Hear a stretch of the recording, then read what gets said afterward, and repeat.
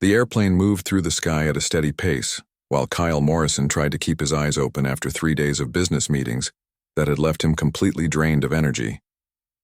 He reached for the coffee cup that sat on his tray table and felt the warmth of it against his palm as he lifted it toward his lips.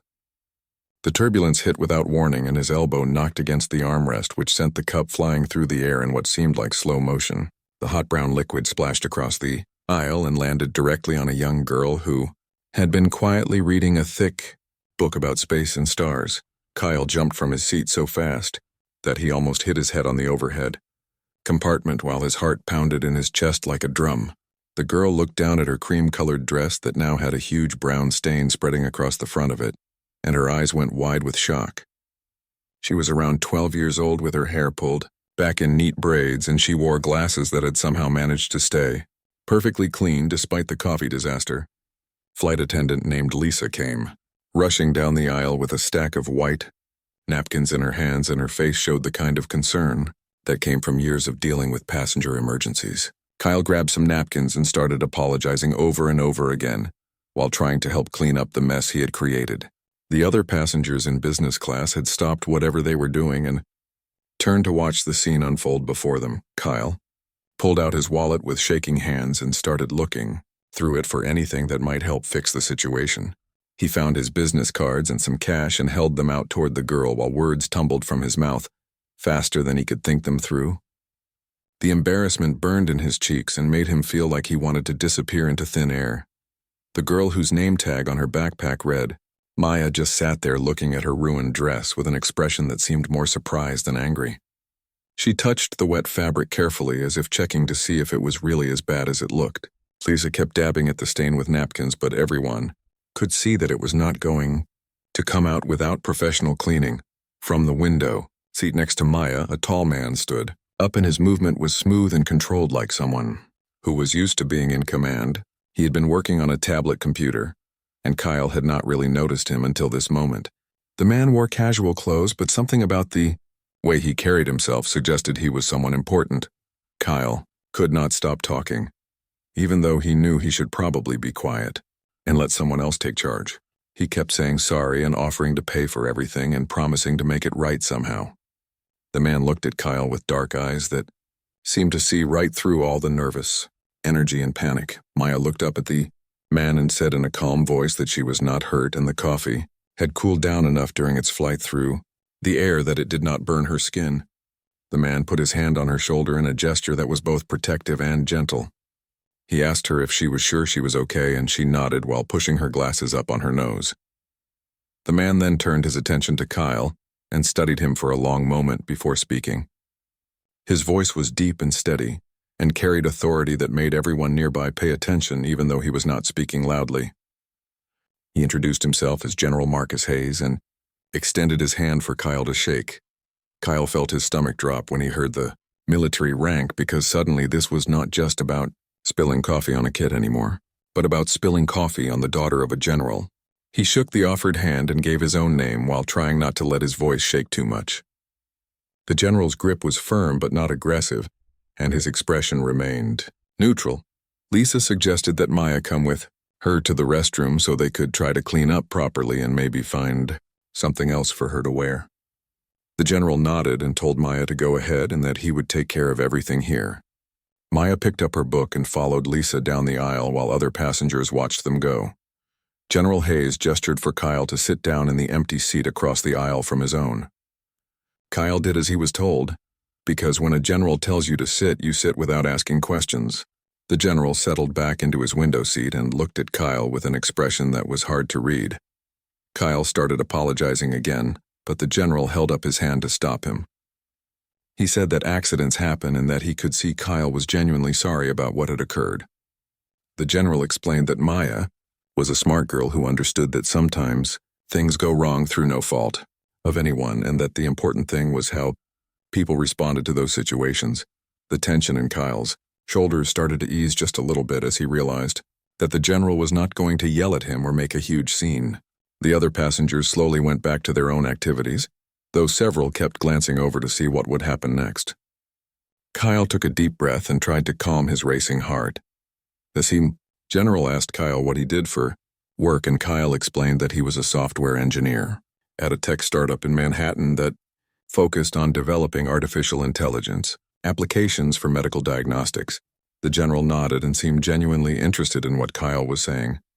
Kyle found himself relaxing even more as they talked about technology and innovation.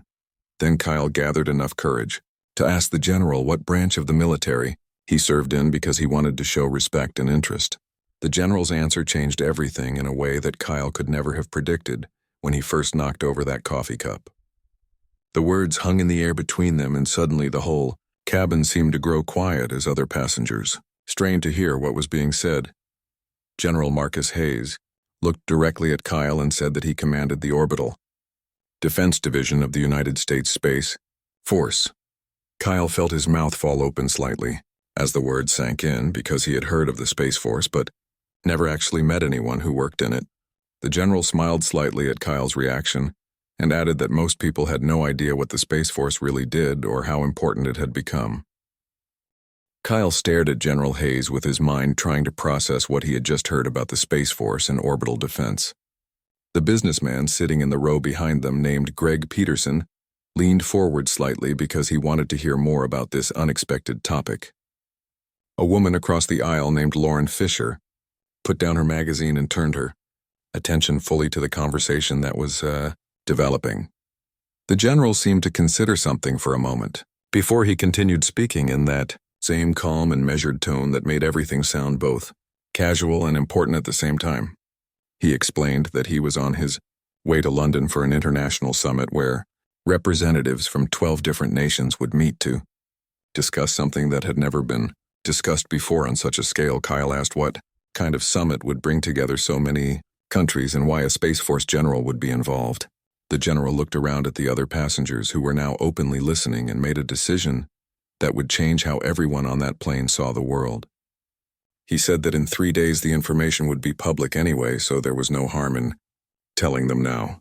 Maya returned from the restroom wearing a spare sweater that Lisa had found for her, and she slid back into her seat next to her father. She had cleaned up as best she could, but the stain on her dress was still visible beneath the borrowed sweater.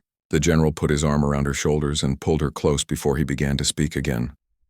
6 months ago, the deep space monitoring stations that most people did not even know existed had detected something unusual near the orbit of Jupiter. The general explained that these stations constantly watched the solar system for asteroids and comets and space debris, but what they found was none of those things. The objects they detected moved in ways that natural phenomena did not move, and they seemed to be observing, rather than just passing through. Greg could not help himself and asked directly if the general was talking about aliens. The word hung in the air like smoke, and several passengers gasped or whispered to each other. The general did not smile or laugh, but instead nodded slowly and said that unknown would be a better word than aliens because they did not yet know what these objects were or where they came from. Lauren asked why no one had heard about this on the news if it was such a big deal. The general explained that governments around the world had agreed to keep the information quiet until they had a plan for how to handle it. Panic would not help anyone, and scientists needed time to study the data and try to figure out what they were dealing with. Kyle felt his software engineer brain kick into gear, and he asked questions about the technology being used to track these objects and whether attempts had been made to communicate with them. The general appreciated the technical questions and answered them as best he could without revealing classified information. He said that yes, they had tried to send signals, but the responses they got back were difficult to interpret. Maya spoke up and said that her father had been working almost every day for the past 3 months preparing for this summit. She said it with pride in her voice, and the general squeezed her shoulder gently. He explained that Maya was one of the smartest kids he knew and that she understood more about orbital mechanics and space science than most adults. The flight attendants had stopped their service completely and now stood in the galley area listening to the general speak. Carmen, who was the senior attendant on this flight, asked permission to inform the captain about what was being discussed. The general nodded and said that the captain probably already knew some of it anyway, since all commercial pilots had been briefed on potential scenarios. Greg asked the question that everyone was thinking, which was whether these unknown objects were a threat to Earth. The general said that was exactly what the summit would try to determine. So far, the objects had kept their distance and shown no hostile actions, but that did not mean they were friendly either. The unknown was always the most dangerous thing, because you could not prepare for what you did not understand. Kyle found himself fascinated despite the lingering embarrassment about the coffee spill. He asked why the general was sharing all this information with a plane full of strangers. The general looked at each person who was listening and explained that in a few days everyone would know anyway, and these people would have a head start on processing the information. Lauren wanted to know what regular people were supposed to do with this knowledge. The general said that the best thing anyone could do was stay calm and not spread panic. He said that humanity had faced many challenges throughout history and had always found a way to survive and adapt. This would be no different even if the unknown objects turned out to be visitors from another world. Maya pulled out her book again and showed it to Kyle. It was an advanced physics textbook that seemed way too complicated for a 12-year-old, but she explained concepts from it with ease. She said that understanding how the universe worked made the idea of other intelligent life seem less scary and more exciting. Her father smiled at her with obvious pride. The general continued by saying that the summit would focus on two main things. First was establishing protocols for how humanity would respond if contact was made with whoever or whatever controlled those objects. Second was creating a unified defense system that would protect Earth if those objects turned out to be hostile. Greg asked if Earth even had the technology to defend against advanced aliens. The general's expression changed slightly and something like determination crossed his face. He said that humanity might be surprised by what it was capable of when pushed to the edge. He explained that the Space Force, along with similar organizations in other countries, had been developing technologies that most civilians had no idea existed. Kyle thought about his work in artificial intelligence and asked if AI would play a role in any of this. The general said absolutely, and that in fact several AI systems were already being used to analyze the data from the unknown objects. He said that humanity's rapid advancement in technology over the past century had put them in a better position than many people realized. The plane hit a patch of turbulence, and everyone grabbed their armrests, but the general kept talking as if nothing had happened. He said that one of the most interesting discoveries they had made was about how humanity compared to what little they had learned about other civilizations. Maya looked up at her father with curiosity, because this was something he had not told her before. General Hayes leaned back in his seat and looked at the faces around him, before continuing with information that would reshape how everyone thought about humanity's place in the universe. He explained that through the limited communication they had managed with the unknown objects, they had learned something fascinating about how different civilizations developed and spread through space. Most intelligent species that reached the stars did so slowly over thousands or even tens of thousands of years, according to the data they had collected. They took careful, methodical steps from discovering fire to creating basic tools to eventually building spacecraft. The process was long and deliberate, with each generation building slowly on what came before. Kyle interrupted to ask how long it took humanity to go from basic flight to space travel. The general smiled and said 66 years from the Wright brothers' first airplane to landing on the moon. Several passengers made sounds of surprise because when he put it that way, it really did seem incredibly fast. Maya added that her father had shown her graphs comparing human technological development to what they knew about other species. She said the line representing human progress looked almost vertical, while the others were gentle slopes. The general nodded and explained that this rapid advancement was apparently very unusual, and possibly even unique. Lauren asked why humanity developed so fast compared to others. The general said that scientists and analysts had several theories, but the main one came down to competition and conflict. Humanity had spent most of its history fighting itself, which drove rapid innovation in technology and strategy. Wars were terrible things, but they pushed people to solve problems faster and think of solutions that peaceful civilizations might never consider. Greg, who had mentioned earlier that he was a history professor, jumped in with examples.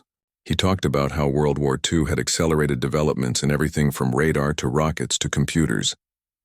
The Cold War had pushed both sides to achieve things that seemed impossible, just to stay ahead of each other. Competition drove innovation in ways that cooperation sometimes did not. The general agreed, and added that this aggressive, innovative nature seemed to make humanity unusual among spacefaring species. Other civilizations apparently spent centuries debating the ethics and implications of new technologies before implementing them. Humans built things, tested them, broke them, and rebuilt them better, all within a single generation. Kyle thought about his own field of software development, where new frameworks and tools appeared constantly and everyone raced to adopt and improve them. He said that in tech they had a saying about moving fast and breaking things. The general said that phrase summed up humanity's approach to everything, not just technology. A passenger named Danny Clark, who worked as an engineer, asked if this meant humans were more violent than other species. The general shook his head and clarified that it meant humans were more willing to take risks and try unconventional solutions. Violence was just one aspect of a larger pattern of behavior that included creativity, adaptability, and determination. Maya spoke up again and said that her father had told her humans were like the crazy species that other aliens probably talked about in their own stories. The general laughed and said that was actually a pretty accurate way to describe it. He explained that the objects near Jupiter had maintained a safe distance ever since they arrived, which some analysts interpreted as caution. Lauren asked what they would be cautious about if they had technology advanced enough to cross space. The general's expression became serious, and he said that they had observed what humanity did to itself during the World Wars. They had watched as humans developed weapons capable of destroying their own planet multiple times over. Any species that saw that kind of self-destructive capability would naturally be careful about making contact. Kyle felt a chill run down his spine as he realized what the general was implying. Humanity's reputation in the galaxy, if there was such a thing, might be based on being dangerously unpredictable. The general confirmed this by saying that yes, humanity might be seen as the aggressive upstart species that other civilizations were not sure how to handle. Greg asked if that was a good thing or a bad thing. The general said it was neither and both at the same time. Being seen as potentially dangerous meant other species would think twice before threatening Earth, but it also meant they might not want to help or share knowledge. Everything had trade-offs. The flight attendants started serving drinks again, but everyone was so focused on the conversation that most people just waved them away. Carmen brought water for Maya and asked the general if he thought regular people would be safe when the news went public. The general assured her that governments were preparing support systems and information campaigns to help people process everything. Kyle asked about the timeline for when things would be revealed. The general explained that after the summit concluded in 5 days, there would be a coordinated announcement from multiple world leaders at the same time. They wanted to present a united front and show that Earth was working together, rather than as separate competing nations.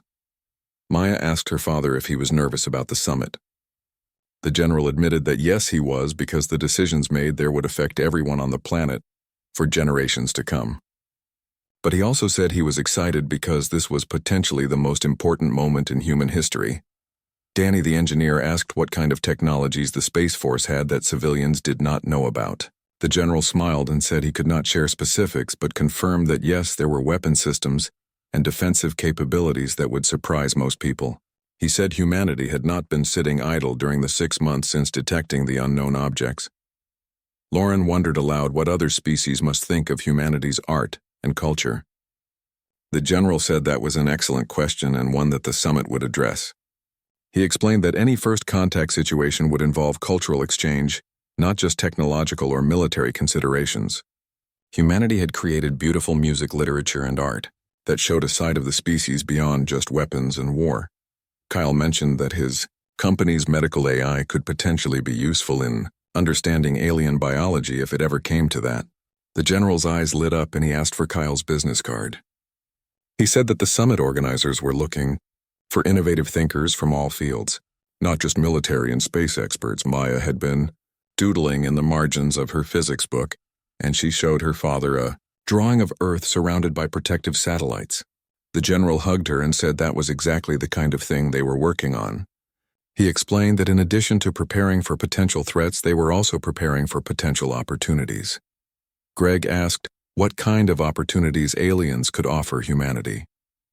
The general listed several possibilities, including advanced medical treatments, solutions to climate change, new energy sources, and expanded understanding of physics and the universe. But he cautioned that accepting help from unknown entities came with its own risks, and humanity needed to be careful about becoming dependent on others. The conversation in the cabin had taken on a life of its own, as more passengers joined in with questions and observations about humanity's place among the stars. A woman named Patricia Newman, who worked as a biologist, asked whether Earth's diverse ecosystem and life forms might be unique compared to other planets. General Hayes said that was one of the big unknowns because they had no comparison data yet, but Earth's biodiversity was definitely remarkable. Kyle found himself thinking about all the science fiction movies and books he had consumed over the years. He asked the general if any of those stories had gotten things right about alien contact. The general chuckled and said some had and some had not, but the truth was usually more complicated than fiction. He mentioned that several science fiction authors had actually been consulted by government agencies to help think through possible scenarios. Maya pointed out that in most alien invasion movies, humans always won because of something unexpected, like germs or computer viruses. Her father agreed and said that yes, human creativity in crisis situations was one of their biggest strengths. He explained that military strategists called it asymmetric thinking, which meant finding advantages in unexpected places. Lauren asked if the summit would discuss what to do if the unknown objects turned out to be friendly and wanted to establish trade or diplomatic relations. The general confirmed that was absolutely part of the agenda. He said they needed plans for every possibility, from hostile invasion to peaceful cooperation and everything in between. Greg brought up historical examples of contact between human civilizations that went badly. He mentioned how European contact with indigenous peoples in the Americas had devastated those populations through disease and conquest. The general acknowledged this dark history and said it was exactly why they needed to be so careful about how first contact with aliens was handled. Danny asked if anyone had considered that maybe the unknown objects were studying humanity like scientists, studying animals in the wild. The general said yes, that was one theory, and it raised ethical questions about whether humanity should try to communicate further or wait for the other side to make the first clear move. Kyle wondered aloud what humanity's best qualities were that might impress an advanced civilization. Carmen, the flight attendant who had been listening from nearby, said humans were survivors who never gave up. Patricia, the biologist, added that humans were incredibly creative and made art for no practical reason other than beauty and expression. The general nodded and said those were exactly the kinds of things that made humanity special. He explained that in preparing briefing materials for the summit, they had compiled a kind of greatest hits of human achievement. Everything from the pyramids to the moon, landing from Shakespeare to modern medicine, from ancient philosophy to quantum computers. Maya said that her school had been learning about the golden record that was sent on the Voyager spacecraft. She explained for those who did not know that it contained sounds and images from Earth meant to represent humanity to anyone who might find it. Her father said that current efforts were similar, but much more sophisticated. Lauren asked what ordinary people could do to prepare for the changes that were coming. The general thought for a moment before answering. He said the most important thing was to stay informed through official channels and not spread rumors or panic. Beyond that, people should continue living their lives because fear helped no one. Kyle admitted that he had woken up that morning worried about his company's funding and whether his latest project would succeed. Now those concerns seemed incredibly small compared to the bigger picture. The general said that was a natural reaction, but reminded him that individual lives and concerns still mattered even in the face of cosmic events. Greg suggested that maybe this was exactly what humanity needed to finally come together as one species instead of divided nations. The general said that was the hope, but warned against being too optimistic. He explained that while the threat of unknown objects had prompted unprecedented cooperation, there were still plenty of disagreements about how to proceed. Patricia asked if there had been any attempts to send a delegation to the objects near Jupiter.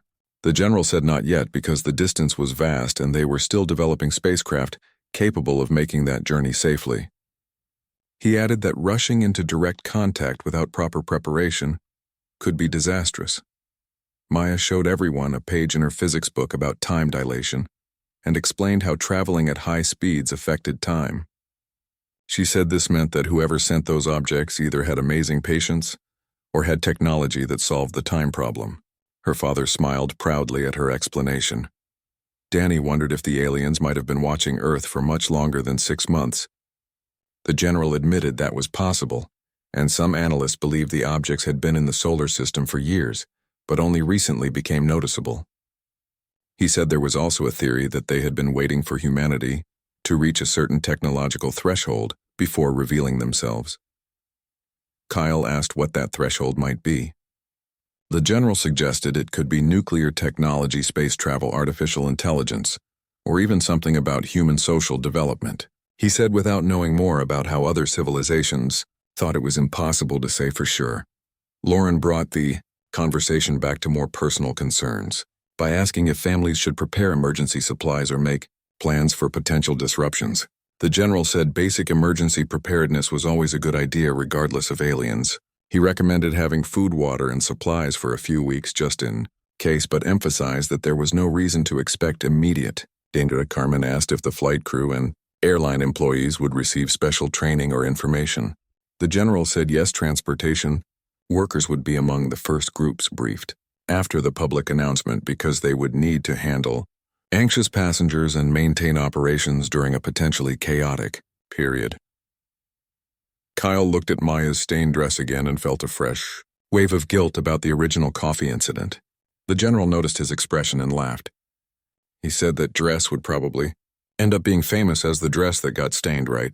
Before its owner's father revealed secrets about alien contact on a plane, Maya giggled and said she did not mind anymore, because the conversation had been way more interesting than finishing her book. She added that she was going to write a report about this whole experience for her advanced science class. Her teacher would probably think she made it all up until the news broke in a few days. The general checked his watch and noted that they would be landing in about an hour. He said that once they touched down, he would be swept into security briefings and preparations for the summit. He thanked everyone for listening and for keeping calm about information that might have caused panic in different circumstances. Greg stood up and shook the general's hand. He said that as a history professor, he felt like he had just witnessed a pivotal moment in human history. Other passengers began standing and coming over to thank the general and wish him luck at the summit. The atmosphere in the cabin had transformed from the usual polite distance between strangers to something more like a shared community. Kyle settled back into his own seat as the general continued fielding questions from the growing group of passengers who had gathered in the aisle. A man named Victor Santos, who worked in international finance, asked how the economic markets would react to news of alien contact. The general admitted he was not an economist, but said that financial experts were part of the summit planning team specifically to address those concerns. Patricia, the biologist, raised another concern about potential biological threats from alien microorganisms. The general explained that containment protocols were already in place and that any physical contact with the unknown objects would be handled with extreme caution. He said humanity had learned lessons from dealing with pandemics and would apply that knowledge to this situation. Younger passenger named Chris Murphy, who appeared to be in his early 20s, asked if this meant humans might get to visit other planets soon. The general said that depended entirely on how things progressed, but yes, expanded space travel was definitely on the table. He added that the Space Force was already training larger numbers of astronauts in preparation for various scenarios. Maya asked her father if she could join the Space Force when she grew up. The general hugged her and said she could do anything she set her mind to. He explained that by the time she was old enough, the Space Force would probably be very different from what it was now, and opportunities would be much greater.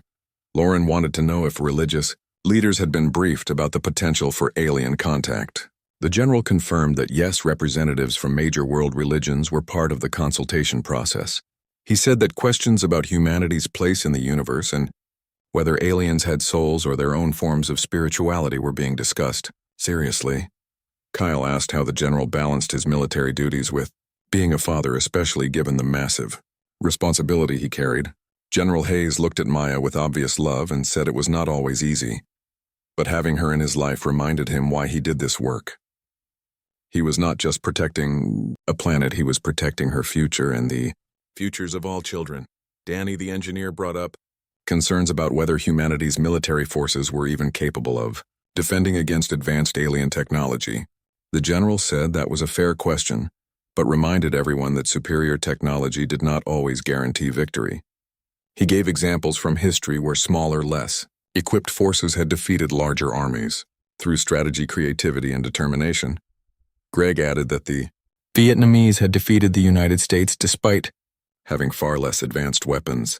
The general nodded and said exactly that kind of asymmetric warfare thinking was what made humanity potentially formidable, even against more advanced opponents. He explained that Space Force strategists had been studying every example of underdog victories throughout history. Carmen asked if commercial space travel, companies like those offering tourist flights, were aware of the situation. The general said yes, they had been briefed and were cooperating fully with government space agencies. He added that private space companies had actually been helpful in developing new technologies and approaches that government bureaucracy might have been too slow to implement. Kyle mentioned that his company had been approached about developing AI for space applications, but he had not understood the urgency until now. The general encouraged him to pursue that work and said that innovation from private sector companies would be crucial in the coming years. He gave Kyle a card with contact information for a Space Force liaison who worked with civilian tech firms. Maya had pulled out a tablet and was taking notes about the conversation.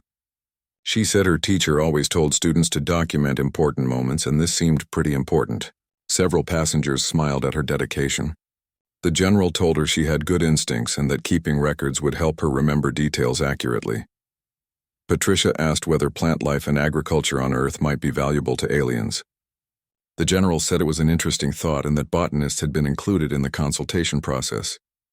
He explained that Earth's biodiversity, both plant and animal, was being documented more thoroughly than ever before in case it became a subject of interest or negotiation. Lauren wondered what would happen if different nations disagreed about how to handle alien contact. The general admitted that was one of his biggest concerns. He said the summit was designed to create consensus, but there would inevitably be nations that wanted to take different approaches. Unity was the goal, but it might not always be achievable. Danny asked if there were backup plans in case the summit failed to reach agreements. The general said yes, each participating nation had its own contingency plans, but he hoped those would not be necessary. He emphasized that a fractured response to alien contact would be humanity's worst possible position. Chris, the young passenger, asked if ordinary people would get a chance to communicate with aliens if they turned out to be friendly.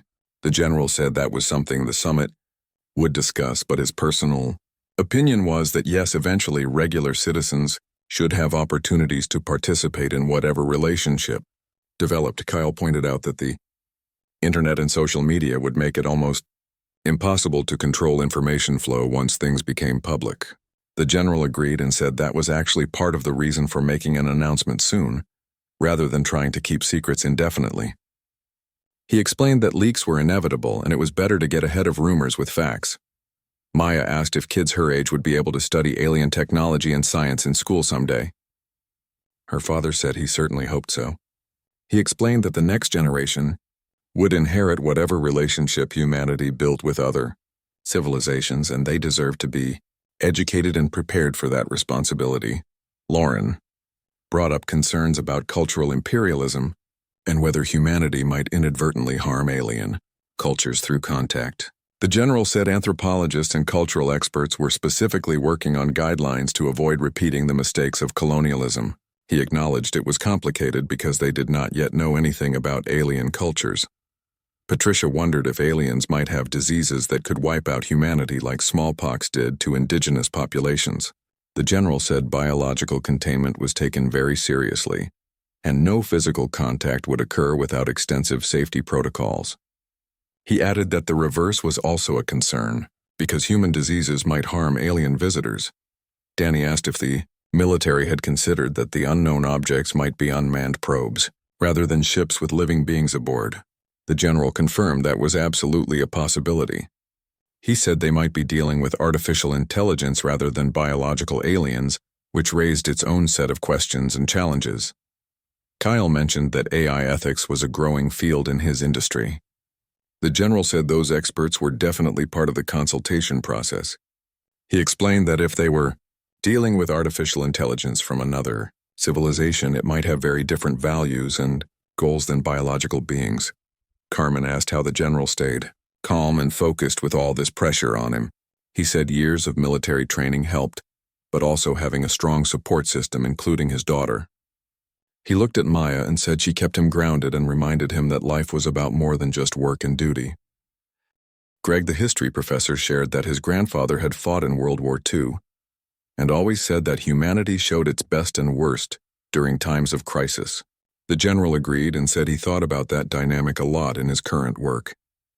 He explained that preparing for potential alien contact brought out both amazing cooperation and frustrating political conflicts. Lauren told the group that she worked as a social worker and was worried about how vulnerable populations would handle the stress of such major news. The general thanked her for raising that concern and said mental health professionals were definitely part of the planning process. He explained that support systems were being prepared to help people who might struggle with anxiety or existential fears. Kyle admitted that he had always been skeptical about UFO stories and government conspiracy theories. Now here he was talking to a general about actual unknown objects in the solar system. The general laughed and said yes, reality had a way of being stranger than fiction sometimes. He added that most UFO sightings throughout history had mundane explanations, but that did not mean all of them did. Maya asked if any of the famous UFO incidents from the past might have been real alien encounters. Her father said honestly they did not know, but some cases were being reviewed with fresh eyes. He explained that it was possible aliens had been visiting Earth for years and only now was humanity technologically advanced enough to detect them. Reliably, Patricia mentioned that she had a colleague who worked at SETI, the search for extraterrestrial intelligence. She asked if SETI had been involved in analyzing the signals from the unknown objects. The general confirmed that SETI scientists were absolutely part of the research team. He said their expertise in thinking about alien communication had proven invaluable. Danny shared that his daughter wanted to be an astronaut someday. He asked what advice the general would give to young people interested in space careers. General Hayes said pursue science, technology, engineering and math, but also study philosophy, history and art, because understanding humanity was just as important as understanding technology. Chris, the young passenger, said he was currently in college studying computer science. He asked if there were internship opportunities with the Space Force.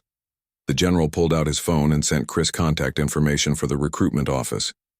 He said they were actively looking for talented young people who understood emerging technologies. Carmen revealed that she had always dreamed of going to space, but never thought it would be possible in her lifetime. The general said commercial spaceflight was advancing rapidly, and he believed many ordinary citizens would get chances to experience space within the next decade. He added that first contact might actually accelerate that timeline. Kyle talked about how his grandmother had lived through so many changes from before television to smartphones and social media. He wondered what she would think about potential alien contact. The general said older generations often had wisdom about adapting to change that younger people could learn from. He suggested Kyle talk to his grandmother and get her perspective. Lauren asked if the general had talked to his own family members about all this. He explained that Maya knew more than most because he trusted her maturity, but other relatives had only gotten vague information. He said maintaining operational security was important, but also difficult when you wanted to share significant news with loved ones. Greg wondered how historians would look back on this moment centuries from now. The general said he thought about that sometimes when he could not sleep. He explained that the decisions made in the next few weeks might be studied and debated for generations. The pressure of that responsibility was enormous, but also motivating. Patricia asked if any countries were refusing to participate in the summit. The general said a few smaller nations felt they should not be bound by decisions made by larger powers, but most recognized that this was truly a global issue. He added that even non-participating countries would be affected by whatever agreements were reached. Danny brought up concerns about space becoming militarized. The general acknowledged that was happening to some degree out of necessity, but said there were also strong efforts to maintain international treaties about peaceful use of space. He explained it was a difficult balance between defense and not being the aggressor. Maya showed everyone a drawing she had made of Earth with multiple rings of defensive satellites around it. She explained her design included communication arrays and early warning systems. Her father praised her creativity and said actual engineers were working on similar concepts. Chris asked if there was a possibility that the unknown objects were from Earth's own future rather than from another planet. The general said yes, that theory had been proposed and scientists could not completely rule it out.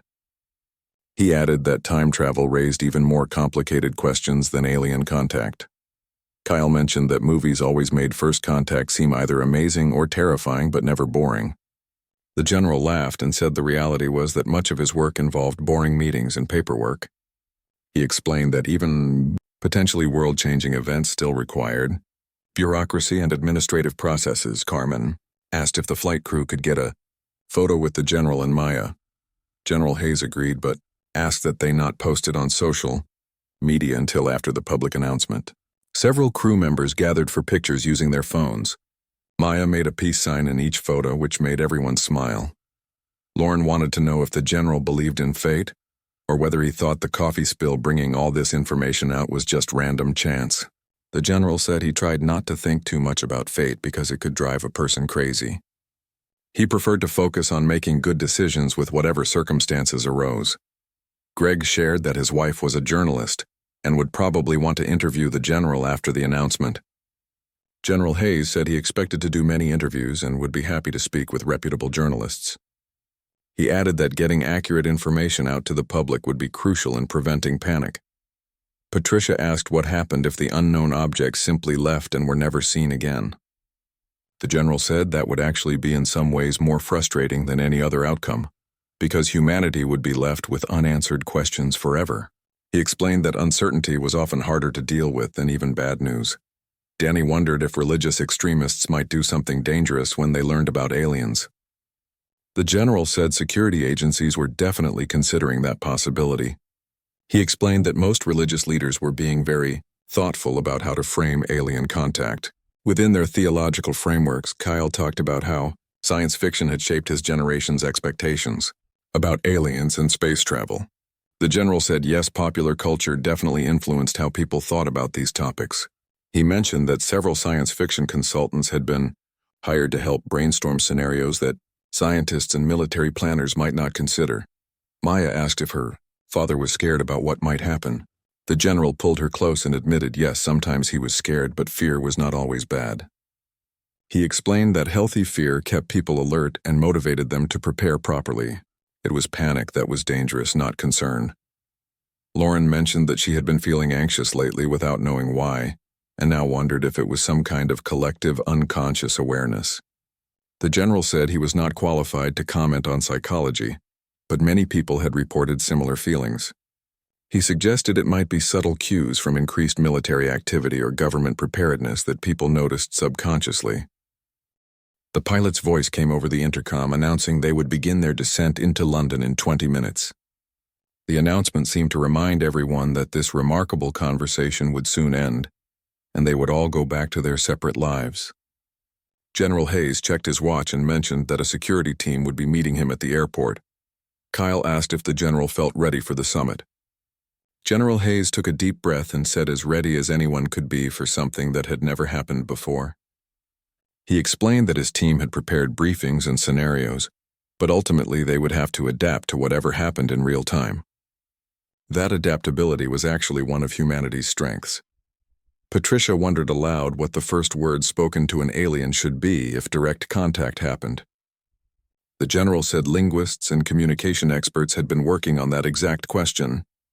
He explained it was complicated because they had no idea what kind of communication system aliens might use or what concepts would translate meaningfully. Maya suggested that maybe music would be a better first contact than words, since math and music seemed universal. Her father smiled and said that was actually part of the plan.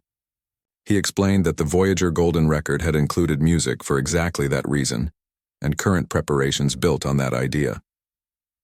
Greg mentioned that he taught a class on first contact scenarios in human history. He said students were always surprised by how often misunderstandings led to conflict even between human cultures. The general agreed and said that was why having historians and anthropologists involved was so important.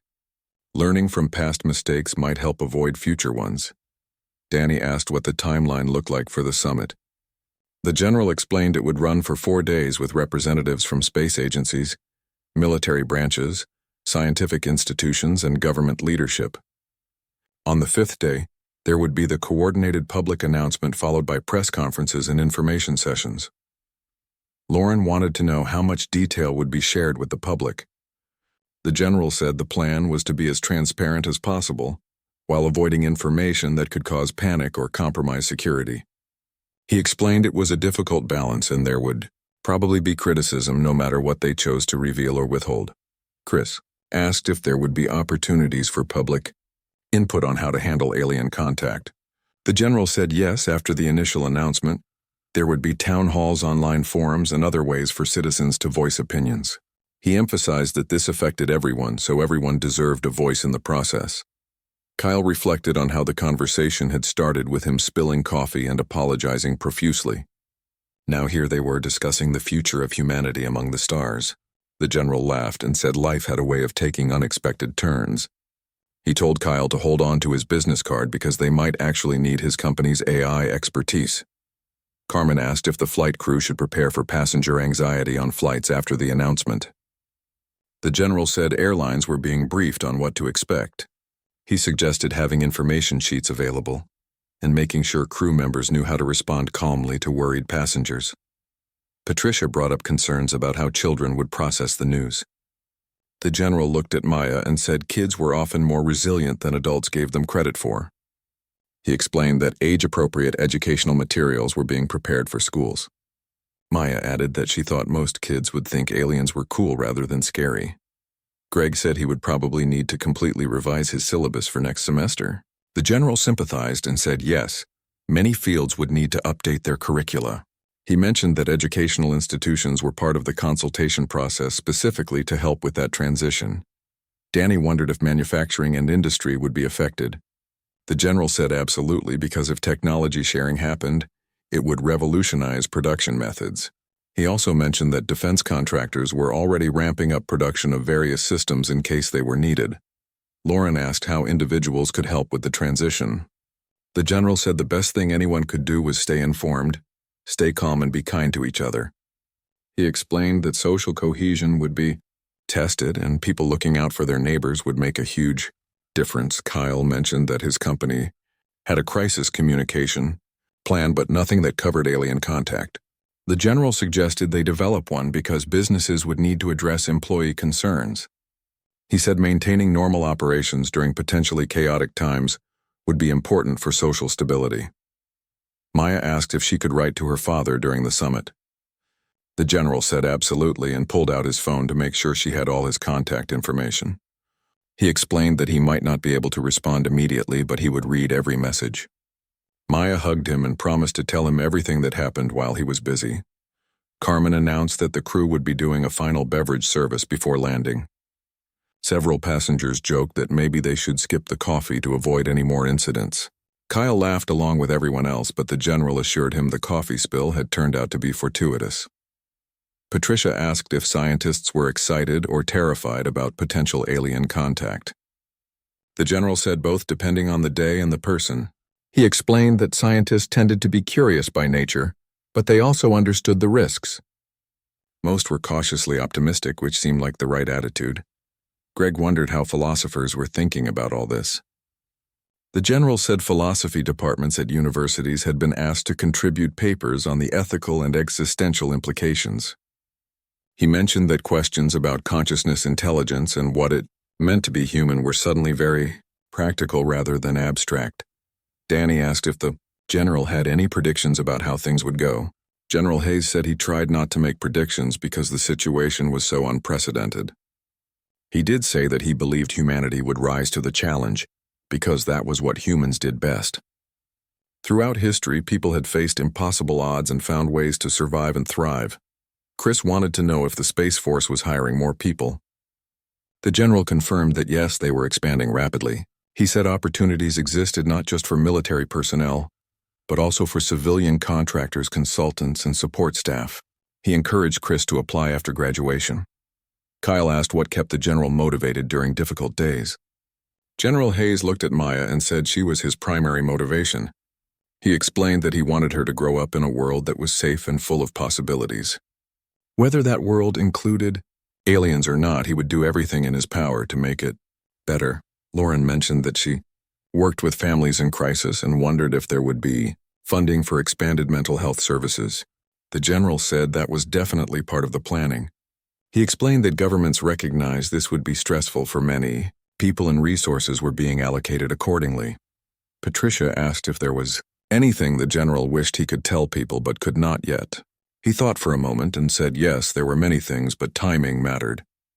He explained that releasing information too early or in the wrong way could do more harm than good. Patience was difficult but necessary. The plane began its final descent and passengers reluctantly returned to their seats for landing. The energy in the cabin had completely changed from when they took off. What had been a group of strangers avoiding eye contact was now a community of people who shared extraordinary knowledge and a sense of common purpose. Kyle looked out the window at the clouds below and thought about how different his perspective was now compared to just a few hours ago. He had boarded this plane thinking about quarterly reports and product launches.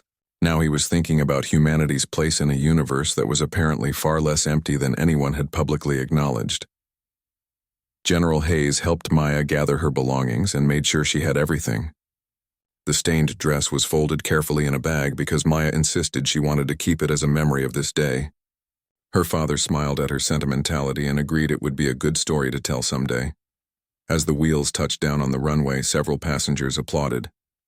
Lisa, the flight attendant, made the usual announcements about staying seated and waiting for the seatbelt sign, but her voice had a different quality now. She was not just a flight attendant anymore, but someone who had been present for a moment that might be remembered in history. Books. The plane taxied to the gate and Kyle could see several dark vehicles with tinted windows waiting on the tarmac. The general noticed them too and explained to Maya that their security detail had arrived. Maya asked if that meant they would not go through the normal terminal. Her father confirmed that was correct. Before the door opened, General Hayes stood and addressed the entire business class section one more time. He thanked everyone for their attention and their thoughtful questions. He reminded them that the information would be public in a few days and asked them to be responsible with what they now knew. He said he trusted them to use the advance notice wisely. Kyle stood and shook the general's hand again. He thanked him for turning an embarrassing accident into an incredible learning experience. The general assured Kyle that the coffee spill was completely forgiven and actually appreciated in hindsight. He told Kyle to expect contact from the Space Force liaison about potential AI applications. Maya gave Kyle a hug and told him not to feel bad about her dress anymore. She said she had decided to frame it and hang it on her wall as a reminder that sometimes the best conversations start with unexpected problems. Kyle felt his eyes get a little misty at her maturity and kindness. Other passengers came forward to shake hands and exchange contact information. Greg gave the general his card and said he would love to contribute historical perspective if it would be helpful. Patricia offered her expertise in biology if needed. Danny said he would be following the news closely and wished the general luck. Carmen and the other flight attendants stood at attention as the general and Maya prepared to leave. The general thanked them for their professionalism and patience during the unusual flight. He said they represented the best of what humanity had to offer in terms of service and grace under pressure. The door opened, and two people in dark suits entered the plane. They had earpieces and serious expressions that marked them as professional security. The general introduced Maya to them, and they greeted her warmly despite their formal appearance. One of them took the general's bag while the others scanned the area. Before leaving, General Hayes turned back one more time. He looked at the faces watching him and seemed to be memorizing the moment. He said that in the coming weeks and months things would change in ways no one could fully predict. But he believed that humanity would adapt and overcome as it always had. He said he was honored to serve alongside people like them. Maya waved goodbye to everyone and followed her father off the plane. Through the window, Kyle watched them walk across the tarmac to the waiting vehicles. Within moments they were gone, surrounded by security, and heading to whatever important meetings awaited them. The other passengers began to deplane normally, though none of them felt normal anymore. Kyle waited his turn in line and found himself standing next to Lauren.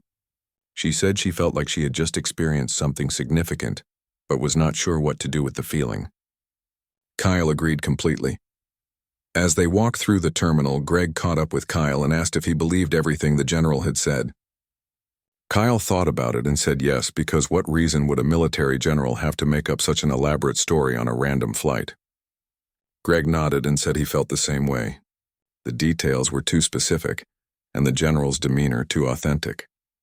Patricia joined them and mentioned she had already started thinking about research proposals related to alien biology.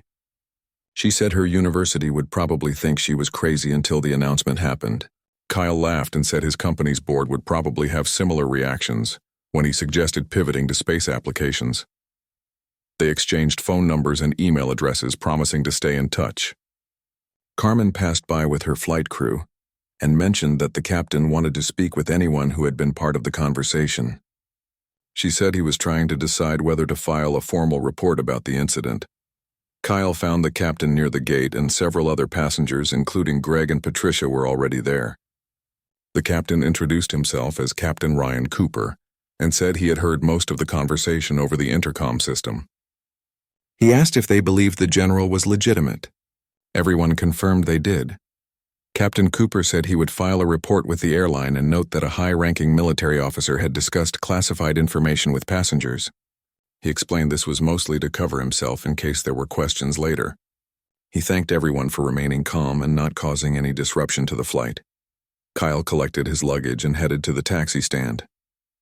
His phone started buzzing with messages and emails that had accumulated during the flight. Usually he would dive right into work mode, but today he just stared at the device, feeling like responding to normal business communication was somehow absurd. He decided to call his grandmother instead. When she answered, he asked if she was sitting down because he had something interesting to tell her. He spent the next 20 minutes recounting the entire experience, from spilling coffee to learning about potential alien contact. His grandmother listened without interrupting. When he finished, she was quiet for a moment. Then she laughed and said she had lived through the invention of television, the moon landing, and the internet. She said she supposed adding aliens to the list would just be one more impossible thing that turned out to be real. Her perspective made Kyle feel better about everything. Over the next few days, Kyle found himself constantly checking the news for any hints of what was coming. He attended his business meetings in London, but his heart was not in them. His mind kept wandering to the objects near Jupiter and what they might represent for humanity's future. On the 4th day after the flight, Kyle received an email from the Space Force liaison the general had mentioned. The email invited his company to submit proposals for AI applications in space-based scenarios. Kyle immediately called an emergency meeting with his leadership team. Explaining the situation to his colleagues was harder than he expected because it sounded so crazy when he said it out loud. But he shared the contact information and official email address, and gradually they began to believe him. By the end of the meeting, they had decided to put together a preliminary proposal. On the 5th day, exactly as General Hayes had said, the announcement came. Every major news network interrupted regular programming to broadcast a coordinated statement from 12 world leaders. They confirmed that unknown objects had been detected in the solar system, and that an international summit had produced a framework for how humanity would proceed. Kyle watched the announcement, with his entire company gathered in the break room. When the president mentioned General Marcus Hayes by name as head of the Orbital Defense Division, several people turned to look at Kyle. He just nodded and said yes, that was the same general from the plane. The news coverage continued for hours, with experts analyzing every word of the announcement. Social media exploded with reactions ranging from excitement to fear to disbelief.